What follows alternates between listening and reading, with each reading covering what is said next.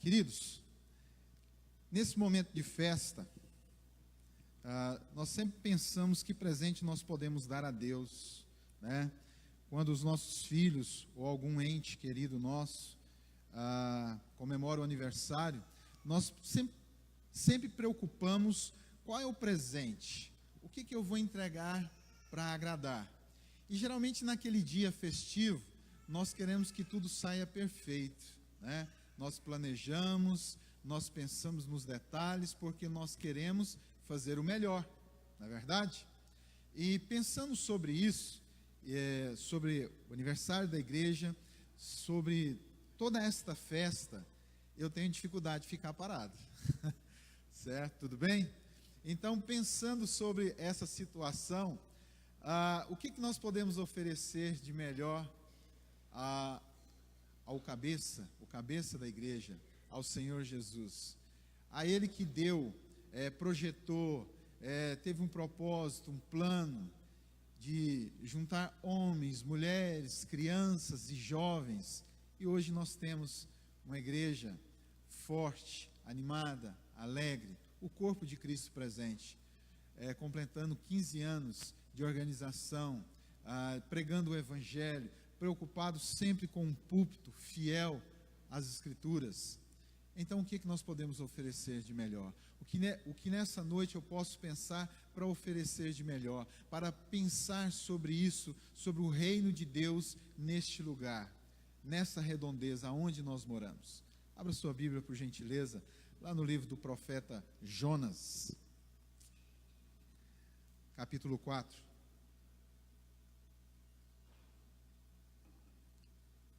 Jonas, capítulo 4.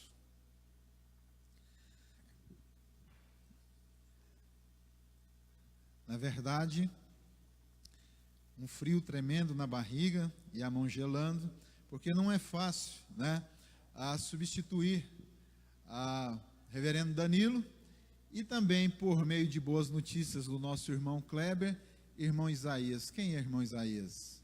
Prazer em conhecê-lo. Boas notícias sempre chegando ao meu ouvido, né? Então não é fácil substituí-los, sabendo que estão me ouvindo, mas eu desejo que nessa noite minhas palavras sejam misturadas com as palavras do Espírito Santo, que o seu coração esteja aberto para ouvir aquilo que o Senhor tem para colocar no seu coração, que a igreja nessa noite seja desafiada, possa contemplar nas Escrituras o que o Senhor tem para nos ensinar e que o Espírito Santo nos oriente nessa caminhada da vida cristã. Jonas capítulo 4, a partir do verso 1 diz assim, depois de uma certa experiência, Jonas experimenta e diz assim: com isso, desgostou-se Jonas extremamente e ficou irado. E orou ao Senhor e disse: Senhor, não foi isso o que eu disse, estando ainda na minha terra? Por isso me adiantei, fugindo para Tarsis, pois sabia que és Deus clemente e misericordioso e tardio em irar-se, e grande em benignidade, e te arrependes do mal. Peço-te, pois, ó Senhor, tira-me a vida, porque melhor me é morrer do que viver. E disse o Senhor: é razoável essa tua ira? Então Jonas saiu da cidade e assentou-se ao oriente da mesma, e ali fez uma enramada, e repousou debaixo dela à sombra, até ver o que lhe aconteceria à cidade.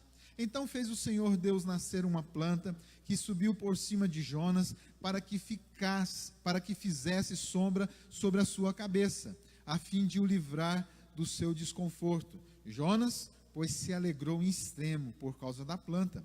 Mas Deus, no dia seguinte, ao subir da alva, enviou um verme, o qual feriu a planta, e esta se secou. Em nascendo o sol, Deus mandou um vento calmoso oriental. O sol bateu na cabeça de Jonas, de maneira que desfalecia, pelo que pediu para si a morte, dizendo: melhor me é morrer do que viver. Então perguntou Deus a Jonas: é razoável essa tua ira por causa da planta? Ele respondeu: é razoável a minha ira até a morte.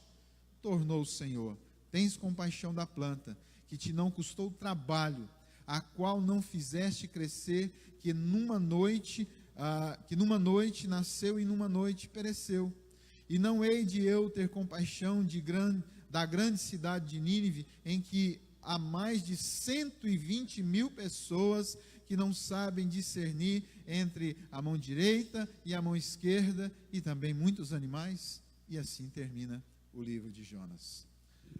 Nós queremos uma pergunta que cabe a nós, pensando: nós queremos ver a igreja crescer? É claro.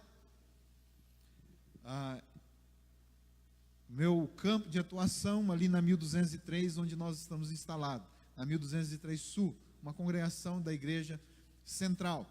E a pergunta que hoje ressoa nos nossos corações, na nossa mente: será que, pergunto para você, você quer ver esta igreja crescendo mais ainda? Sim, é claro. Uma pergunta retórica. Mas será que nós estamos definitivamente assim envolvidos para que esse projeto e esse plano aconteça? Ou somos apenas meros espectadores, estamos sentados na janela e vendo a paisagem ou a vida passar? O que nós podemos olhar para a vida de Jonas desde o início, quando Deus o chamou, e depois no final de tudo isso daqui, da história dele, é que Jonas é um profeta de sucesso, mas extremamente insatisfeito. E olhando para o livro, desde o início, nós vamos ver que a pessoa que ressalta, que está acima de todas as coisas, é Deus. O livro mostra nada mais, nada menos do que o interesse de Deus e o desinteresse completo de Jonas, ou por assim dizer, do povo de Deus. Deus tem um interesse enorme na vida do pecador. Deus tem um interesse enorme na vida das outras nações, mas podemos contemplar por meio da vida de Jonas, que reflete a atual situação em que aquele povo estava vivendo, na pessoa dele, demonstrando que Israel, Judá, o povo de Deus e Jonas tinham desinteresse pelo restante das outras nações. Estavam vivendo apenas de nome. Estavam vivendo apenas dizendo assim: eu creio no Deus Altíssimo, Criador dos céus e da terra, que criou o mar e todas as coisas, e eu sirvo a Ele.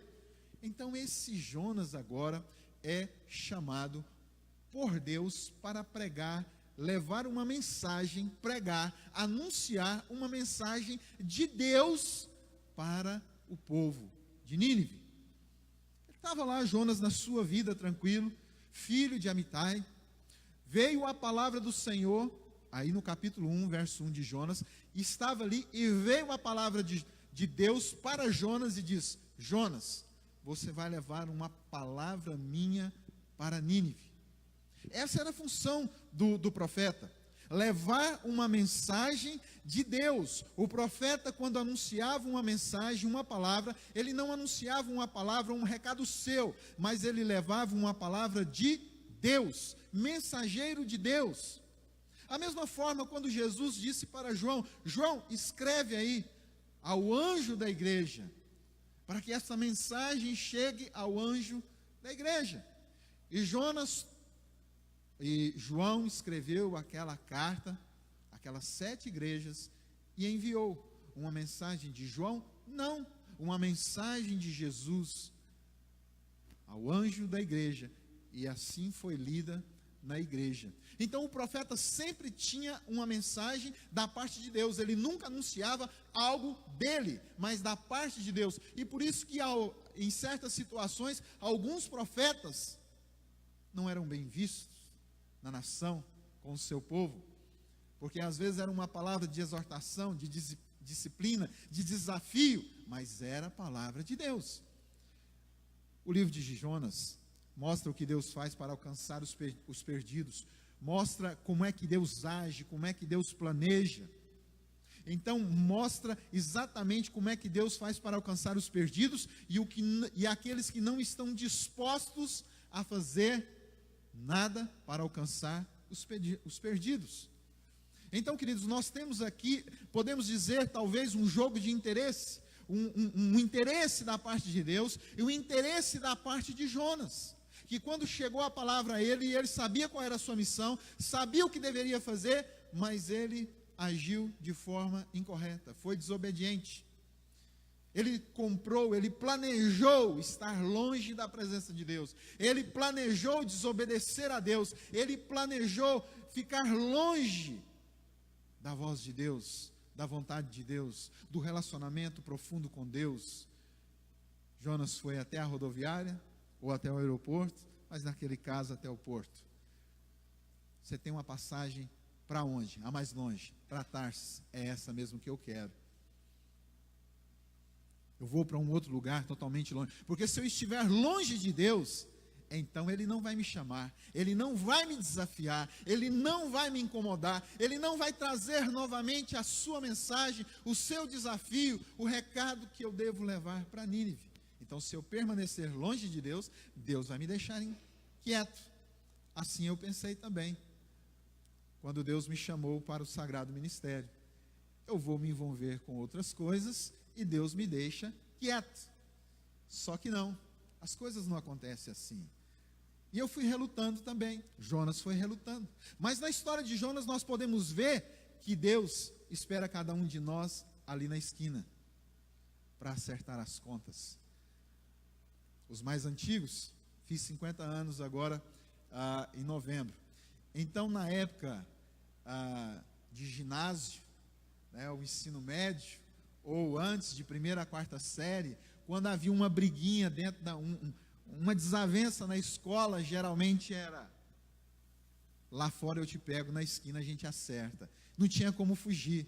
E aquilo era um sacrilégio, porque aí ia haver acerto de contas. Então Deus, quando traz um desafio para Jonas, e Jonas resolve correr de Deus, abandonar o desafio de Deus, os planos de Deus, Deus diz: não adianta fugir, eu sou Deus, não adianta fugir, em um certo momento na sua vida, nós vamos acertar. Então, desde o chamado de Jonas, até aqui nós podemos dizer assim, no capítulo 4, nós podemos resumir a narrativa, ou a história, da vontade do homem, versus a vontade de Deus. Adivinha quem ganha? Então, a vontade de Deus sempre prevalece no final, porque os planos de Deus são perfeitos. Jó entendeu tudo isso lá no capítulo 42, no verso 2. Bem sei que tudo podes, e nenhum dos teus planos, propósitos ou objetivo podem ser frustrados ou atrapalhados. Ele entendeu isso. Então a vontade de Deus sempre prevalece. O que nós podemos adequar e entender é que Deus trabalha totalmente diferente de nós. Deus não pensa como eu e você. Deus não age como eu e você. Deus age totalmente diferente. Deus não é como nós. E quantas vezes nós estamos envolvidos em certas situações e nós dizemos: se eu fosse Deus, e graças a Deus eu não sou e nem você, eu faria assim. Se eu fosse Deus, eu faria isso. Se eu fosse Deus, mas não é. E Deus não é como nós. Deus é um Deus cheio de amor, de misericórdia, de graça, de longanimidade, benignidade. Deus é um Deus amoroso. Deus é um Deus que se preocupa com o pecador, para que ele encontre o perdão, a graça irresistível. Deus, nesse exato momento, quando fala com Jonas, no primeiro capítulo, ele nega, se afasta. Deus cria situações e mostra para Jonas que ele tem controle de todas as coisas. O envolve em situações difíceis, em um meio de um mar, do nada, vem uma tempestade. Aqueles marinheiros que estão presentes com ele, pergunta: você está vindo da onde? Quem é você? Então ele faz uma declaração vergonhosa. Um homem que está fugindo de Deus, quando é perguntado quem ele é, da onde ele está vindo, então ele simplesmente responde: eu sou Jonas, servo do Deus Altíssimo, Criador dos céus e da terra e desse mar grandioso, o qual está tendo essa tempestade. E eles ficaram de boca aberta. Como é que você faz isso? Foge de Deus e aqui estamos. A desobediência dele reflete em todos aqueles que estão por perto. Então Deus precisava tratar o coração de Jonas. Foi lançado ao mar e preparado um grande peixe. E ali Deus tratou o coração, a mente. E ele estava numa situação que não tinha mais controle de nada. Jogou a toalha no chão. E ele entendeu que a salvação pertence a Deus. Então, a partir do capítulo 3, novamente, verso 1 diz assim: veio a palavra de Deus novamente a Jonas. Vai até Nínive e anuncia a eles, até aquela grande cidade, leva a mensagem que eu te digo, e percorra aquela cidade. E durante 3 dias, não era uma cidade pequena, durante 3 dias ele gastou para atravessar aquela cidade toda com uma mensagem: daqui 40 dias Deus vai subverter, daqui 40 dias Deus vai destruir esta cidade. Jonas tinha horror de estar ali, por causa da maldade do povo de Nínive. Jonas estava com o coração angustiado, porque sabia de cada maldade, de cada pecado, de cada horror que aquela cidade tinha cometido aos seus amigos e irmãos. Sabiam quem é aquele povo. Eles sabiam, Jonas sabia exatamente o que aquele povo era capaz de fazer. Mas Deus estava dizendo: você está olhando o que está externo. Leve a mensagem, porque a maldade do coração desse povo subiu, transbordou. E quando a maldade transborda, Deus age de uma forma contundente, persuasiva. Observe o que aconteceu com Noé, nos dias de Noé. Quando a maldade extrapolou, multiplicou, Deus agiu. Quando a maldade extrapolou lá na Torre de Babel, Deus agiu. Quando a maldade se multiplicar, estiver derramando pela borda, Jesus virá pela segunda vez, levará a igreja do Senhor e o cálice da sua ira, sem nada diluído, será derramado sobre a carne de todo ímpio, sobre a carne de todo aquele que negar a Jesus como o seu único e suficiente Salvador. Então, Deus estava preocupado, sim, queria uma mudança, queria que Jonas entendesse que ele deveria viver uma vida de obediência. Deus queria que Jonas levasse uma mensagem àquele povo, para que aquele povo entendesse que Deus é poderoso. E a mensagem chegou. Podemos dizer que se fosse nos nossos dias de hoje, Jonas teria alugado um carro de som, gravado num pendrive e colocaria ali naquele carro. E passava por toda a cidade sem preocupação nenhuma. Daqui 40 dias Deus vai agir. Daqui 40 dias Deus vai trazer o juízo sobre a vida de vocês. Daqui 40 dias o meu Deus vai mostrar para vocês quem Ele é. Daqui 40 dias Deus vai agir no meio de vocês, porque vocês são pecadores. E a mensagem foi levada. O pior pregador que existia, o pior, digamos assim, evangelista, com uma mensagem dura, que ninguém queria ouvir, mas essa mensagem chegou ao ouvido dos velhos, dos jovens, das crianças e do rei. E houve uma mudança, e houve uma transformação, porque Deus queria mudar a vida desse povo. Jonas sabe quem é Deus. Jonas sabe quem é esse Deus que trabalha na vida do pecador.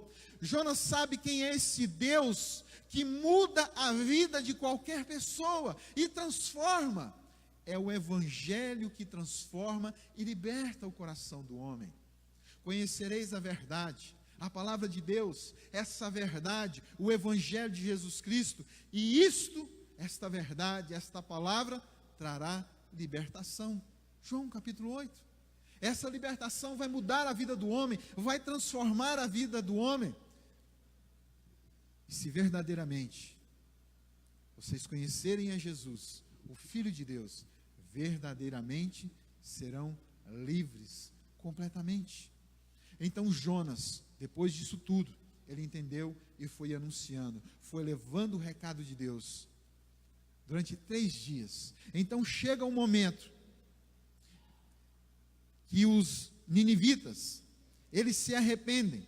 Capítulo 3, verso 5, os ninivitas creram em Deus e proclamaram um jejum, e vestiram-se pano de saco, desde o maior até o menor. Demonstra o quê? Arrependimento, conversão. Não era apenas um arrependimento, uma conversão, ou um pedido de perdão da boca para fora. Mas agora o que nós conseguimos enxergar é uma mudança de vida completa. Não era apenas algo externo, mas o acontecimento, a regeneração, o arrependimento, a mudança foi interna. E nessa mudança externa, trouxe para fora tudo aquilo que as pessoas precisavam enxergar: mudança de vida, transformação completa.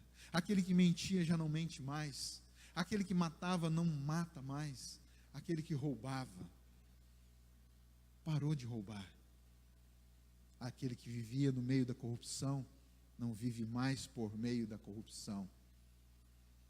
Então começou a haver mudança na vida de cada um deles. E a partir desse momento, o que nós podemos enxergar é que a mensagem dura, ela foi eficaz na vida dos ninivitas. E é por isso que Jonas não queria levar aquela mensagem de Deus aos ninivitas, porque era bem capaz deles mudarem, arrependerem. E realmente aconteceu. Um arrependimento genuíno. Houve a confissão de pecado, houve o arrependimento do pecado, houve a confissão do pecado e houve o abandono do pecado. É as 3 etapas que precisa vir na vida do cristão: arrependimento, confissão e abandono. Mas o que me preocupa é às vezes que algumas pessoas arrependem, confessa o pecado, mas não abandona o pecado. Nós enxergamos o quê? Que isto, quando não existe abandono das ações pecaminosas, existe apenas um remorso pela ação no qual foi pego, foi feito. Precisa haver isso. E nós podemos enxergar quando eles disseram isso. No verso 7 do capítulo 3, proclamou e divulgou em Nínive, por mandado do rei e seus grandes: nem homens, nem animais, nem bois, nem ovelhas provém coisa alguma, nem os levem ao pasto, nem bebam água. É um santo jejum. Nós vamos mostrar arrependimento, e que se todos se vestem de pano de saco, cinza sobre a cabeça, porque nós queremos demonstrar ao Deus Todo-Poderoso, Criador dos céus, da terra, do mar, de todas as coisas, que nós estamos arrependidos da nossa vida. O que nós podemos observar nisso tudo é que esse povo queria experimentar o perdão de Deus, mas para isso precisavam viver uma obediência na palavra de Deus.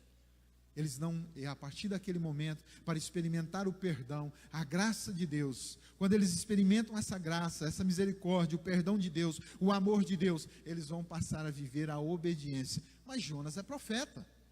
Porque ele não viveu desde o início do primeiro chamado, da primeira vez em que Deus, lá no capítulo 1, verso 1, quando Deus entregou a mensagem a ele, por que ele não viveu em obediência? E por sua desobediência, crente. Tudo aquilo acontece a partir então do verso 3, quando ele planejou em não obedecer a Deus, em não seguir a vontade de Deus, em não viver os planos de Deus, em não viver a vontade de Deus. É isso que acontece com a nossa vida. Eu sei que muitos já experimentaram isso. Sabe qual é a vontade de Deus, sabe qual é o plano de Deus para a vida, sabe aquilo que Deus tem demonstrado, planejado, trilhado, guiado. Mas quantas vezes nós dizemos: Senhor, eu sei que o Senhor tem uns planos para mim, projetos, mas faz o seguinte: abençoa meus planos, meus projetos estão aqui. Eu peço que o Senhor abençoe, eu peço que o Senhor dê o aval. Se os nossos planos são, digamos, entre aspas, perfeitos, não vão dar errado, mas a Bíblia nos diz que no final acaba em caminhos de morte e acaba dando problema. E se a vontade de Deus, os planos de Deus é perfeita e agradável, por que nós tentamos às vezes fazer da nossa maneira? Jonas tentou fazer da maneira dele. Deu certo? A vontade de Deus prevaleceu. A obediência, o que Deus espera de nós, de cada um de nós, é obediência. Obediência com temor e em amor. Por que ele não seguiu na obediência? Por que ele seguiu os seus planos? Porque é um homem cheio de egoísmo. Somos egoístas quando nós não anunciamos as boas novas. Somos egoístas quando nós nos fechamos com a bênção de Deus.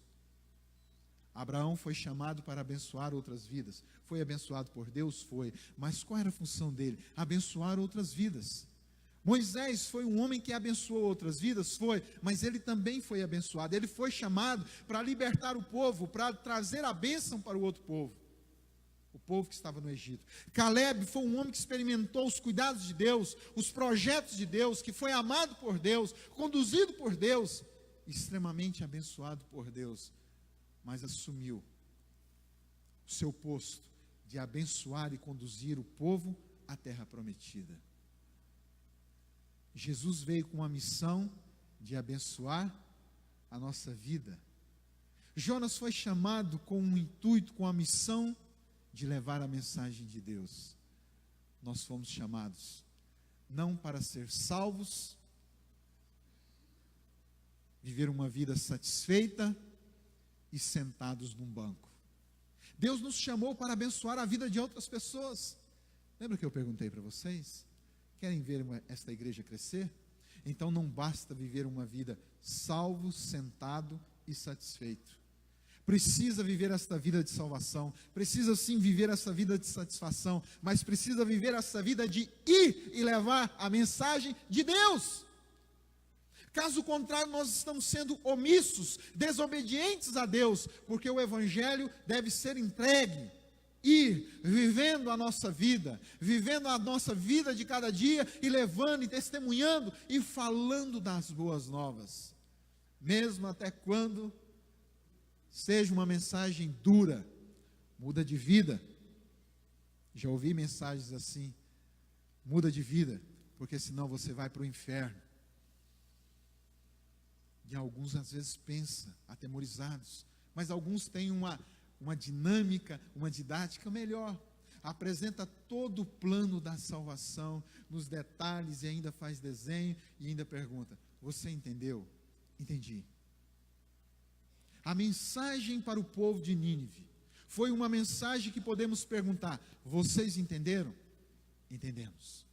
Mas por que Jonas não veio anunciar esta palavra antes? Porque ele era um homem totalmente egoísta. Era um homem que estava irado com este povo. Era um homem que estava preso na sua vida, preso nos seus planos, preso nos seus desejos, porque não queria viver aquilo que Deus tinha planejado para a sua vida. Muito comum a gente pensar: o que nós vamos fazer daqui para frente então? Virada de ano. Eu digo para as pessoas que quando fazem aniversário, nós podemos dizer, além de feliz aniversário, nós podemos dizer assim: feliz ano novo, quando faz o aniversário. Você já parou para pensar nisso? Feliz ano novo por quê? Porque está começando um novo ano. Ali findou um ciclo e agora está começando um novo ano. Então nós podemos dizer feliz aniversário e um feliz ano novo. E o que nós gostamos de fazer quando nós começamos um ano novo? Planejar. E o que nós planejamos daqui para frente? O que esta igreja, a liderança, presbíteros, diáconos, pessoal do louvor, professores, membros, comungantes, visitantes, o que nós vamos fazer a partir do desse dia em diante, porque fechou um ciclo e começa um novo ano. O que nós vamos fazer daqui para frente? Viver na obediência ao Senhor, em levar esta mensagem, ou vamos nos fechar aqui? Está tão bom, vamos fazer 3 tendas por aqui, vamos ficar, vamos aguardar o Senhor.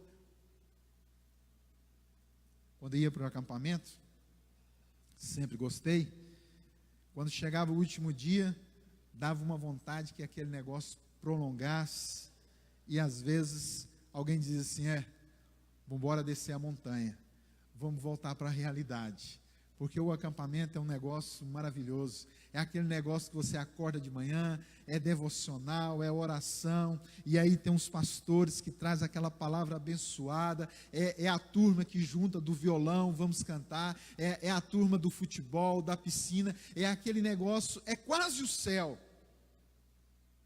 mas a gente precisa sair e voltar para a realidade. É viver este evangelho e levar adiante. É não viver um evangelho egoísta, mas é viver um evangelho para frente. É viver um evangelho e levando a boa mensagem, a mensagem de Deus a todos. Nós não conseguimos identificar quem é resistente ou quem é capaz de ouvir um solo fértil para receber a boa semente. O nosso papel é levar o evangelho a toda criatura. O que nós vamos fazer daqui para frente? Ficar aqui entre quatro paredes é tão gostoso, louvar ao Senhor, estar juntos. Tudo tem sido maravilhoso no culto, a liturgia, texto, louvor, oração, a instalação dos novos oficiais. Mas a igreja, ela foi organizada para ir para fora. Para fora. Já arrumamos a casa, a igreja está grande, está bonita, liderança formada, treinada. Agora o que precisamos ir? Deus pede, Jonas, vai para fora, sai do meio do povo e leva uma mensagem a outras pessoas. O que Deus espera de nós também é isso. Agir, levar este evangelho para fora. Então, queridos, naquele exato momento, Jonas diz assim: sabe por que eu não queria trazer essa mensagem, Deus? Verso 2: ah, Senhor, não foi isso que eu disse estando ainda na minha terra? Sabe quando o Senhor me chamou lá? Por isso me adiantei fugindo para Tarsis, pois sabia que és Deus. Quem é Deus? Ele diz: Deus clemente, misericordioso, tardio em irar-se e grande em benignidade, e que te arrependes do mal. Ele sabia quem era Deus. Ele não queria que a mensagem, a salvação chegasse ao povo de Nínive. Quais são as pessoas que você tem interesse de ver no céu? Você já fez uma lista das pessoas que você tem interesse de ver no céu? Essas pessoas que você tem interesse de ver no céu, você tem pregado a elas? Levado a mensagem de Jesus? Se você não pregar a mensagem do evangelho a essas pessoas que você conhece, todas que você conhece, você deve e precisa pregar este evangelho, porque se essa pessoa morre sem ouvir o evangelho de sua boca, você prestará conta do sangue desta pessoa. Mas você pregando este evangelho, a boa notícia que transforma, que muda a vida da pessoa, e ela se arrepender, festa no céu. Mas se ela não se arrepender, você já não tem mais responsabilidade sobre essa pessoa, porque você pregou o evangelho. Imagine só, Jonas se calando, evitando, e aí o texto nos diz que havia só naquela cidade, mais de 120.000 pessoas que não sabiam discernir entre a mão direita e a esquerda. Podemos dizer, fazendo contas por alto, que existia aproximadamente 500.000 pessoas, entre crianças, mulheres, idosos e homens prontos para pegar em armas. Aproximadamente 500.000 pessoas havia naquela cidade. Mas o que Deus esperava é que Jonas agisse e levasse este evangelho. Então o que Deus fez? Agiu com misericórdia. O que Deus fez? Agiu com graça. O que nós podemos identificar? Que Deus não é nada parecido como eu e você. Deus não é como nós. Deus não age como eu e você. Quando alguém nos ofende, traz uma palavra que é capaz de ferir os nossos sentimentos, Deus age diferente. Por isso, resumiu os dois grandes mandamentos. Deus, amar de todo o teu coração e de todo o teu entendimento. Ao próximo, precisa sim. Por isso que no momento da ceia, nós precisamos estar em comunhão com o Pai e com o próximo. Não adianta estar apenas em comunhão com Deus. Tem algum problema com alguém? Então deixa a tua oferta ali sobre o altar, resolva, depois volte e ofereça. Queridos, o que Jonas sabia exatamente, que Deus não era como ele. que o que nós podemos ver é que Jonas não havia misericórdia nenhuma na sua vida, que Jonas não tinha bondade na sua vida, não tinha amor pelos perdidos. Jonas parece que estava vivendo de uma forma totalmente numa bolha, como se não existisse mais ninguém, e ele realmente não queria que Nínive existisse, que todos eles perecessem, fossem para o inferno, que não fossem merecedores, e não eram merecedores da graça. Não existe mérito, mas a graça poderia agir na vida daquelas pessoas, mas ele não queria que a graça e a misericórdia, a bondade, a longanimidade, a benignidade chegasse na vida. Então Jonas, Deus não é como Jonas, Deus não é como nós. Quantas vezes nós já fomos omissos? Quantas vezes nós já ficamos à margem e deixando aqueles que nós conhecemos perecer por não conhecer as Escrituras? Quantas vezes nós deixamos à margem os nossos amigos e parentes, colegas de trabalho, colegas do futebol, da bicicleta e da bike, de pescaria, deixamos à margem, sem a oportunidade de ouvir o Evangelho, porque nós nos calamos, ou porque nós compramos uma passagem para Tarsis e ficamos longe da vontade de Deus. Deus mostrou e ensinou para Jonas que a vida deve ser diferente, que as ações devem ser diferentes. Então Deus ensinou para Jonas que as coisas não são como ele acha. Deus mostrou por meio daquela planta que cresceu, trouxe o cuidado, o zelo, conforto, mas no outro dia, Deus trouxe um verme e acabou com todo aquele conforto. E Jonas disse: pode me matar. Ele entrou em depressão, em tristeza: pode me matar, porque olha a forma como eu estou vivendo. Então Jonas, ele vem só reclamando de tudo, ele vem reclamando de tudo com Deus. Mas uma coisa interessante, Jonas não guarda a sua dor, a sua reclamação para ele. Ele fala com Deus, ele ora para com Deus, ele expõe o seu coração diante de Deus. E quantos de nós que às vezes não colocamos diante de Deus a nossa dor, o nosso problema com Deus, nós nos calamos, nós não apresentamos diante de Deus em petição, simplesmente ficamos resmungando pelo canto, tristes, furiosos. E assim estava Jonas, furioso com Deus, decepcionado com Deus. Ele dava mais valor àquela proteção que ali Deus providenciou, do que o valor que deveria ter dado para aquelas pessoas.